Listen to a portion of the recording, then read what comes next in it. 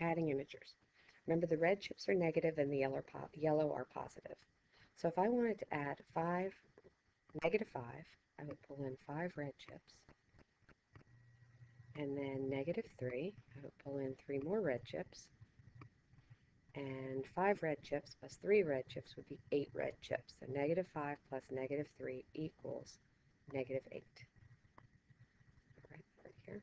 Negative 5 plus negative 3 equals negative 8. And then down here, I have positive 2 plus positive 3. So that means I pull in 2 positive chips. And then 3 positive chips. And 2 plus 3, that of course equals 5. So positive 2 plus positive 3 equals positive 5. Now, positive 5 you can write two ways. You can write it just like the way I already wrote it, or you can write positive 5. The plus sign is implied in both, so it doesn't matter which way you write it. On the negative one, however, you have to have that negative sign to indicate that your answer was negative. Now remember what a zero pair is. A zero pair is a pair of chips that cancel each other out, thus equaling 0. So going back up here, to our chips, we've got positive 1 and negative 1. And because if we were on a number line, I went 1 to the right and then back 1 to the left, that of course would be equal to 0. So that equals 0. And similarly, if I went up here with the positive 3 and the negative 3, I would have positive 3 and then, whoops, and then negative 3. And I would then have 0 and another 0 and another 0, and 0 plus 0 plus 0, of course, equals 0. I'll erase that real quick. And then finally, the last thing on this page says that two numbers, when you add them together, that equal 0, those two numbers are called opposites, which you already knew, or additive inverse.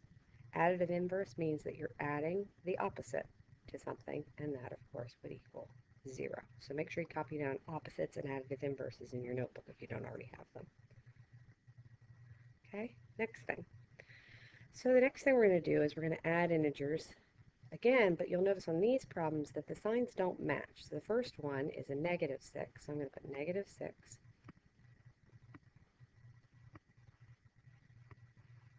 And then positive 4. I'm going to line them up like this so that I can see what's going on with my 0 pairs. So negative 6 plus negative 4, that's a 0, that's a 0, that's a 0, that's a 0. So since 0 and 0 and 0 and 0 equals 0, all I'm left with is my negative 1, negative 2. So the answer to this question is negative 2. Now, if you're not going to use chips, you can't just do it like this. You actually have to put your problem in absolute value, because the absolute value, remember, is the distance from 0. So the minuend is saying that you are 6 to the left of 0, and then the subtrahend is saying that you need to go 4 to the right from there. So we throw that in absolute value, and we say 6 minus 4. Now notice the 6 lost its negative sign, because when you do things in absolute value, everything's positive.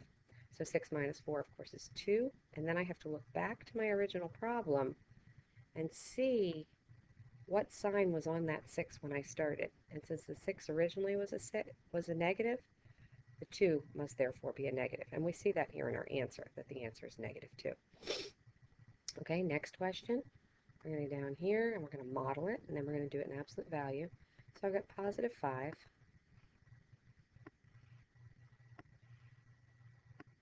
And a negative 2. And if I circle my 0 pairs, I see that I have 2 0 pairs. And my difference here is the positive 3. That's my answer. So looking at it the way you're supposed to write it down without using manipulatives, you would write 5 minus 2 in absolute value, because my signs don't match. And 5 minus 2, of course, is 3. And when I look back at my original problem, at my 5, which was my first number, my minuend, I see that the 5 was positive, So my answer 3 must be positive. Remember, I can write it like this, or I could have written that. Both of those are okay. Okay. And then next, let's do a little quick quiz here. When you add integers with the same sign, you and keep the sign. So if I add integers, they have the same sign. So that would be like this problem back here, where I added these and they had the same sign. I see when I add these and they have the same sign, I'm actually just adding them. So I'm going to add and keep the sign. But when you add integers with opposite signs, which would be like this, I had to subtract my integers because they were positives and negatives. They were opposites of each other, so I'm going to subtract them.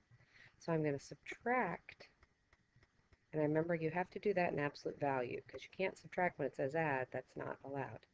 You're going to take the sign of the larger number. Now you'll notice that I wrote larger with quotes around it. And the reason I put quotes around my larger is because in this problem, for example, the 6 was not larger, but in absolute value it is. So that's what I mean by larger.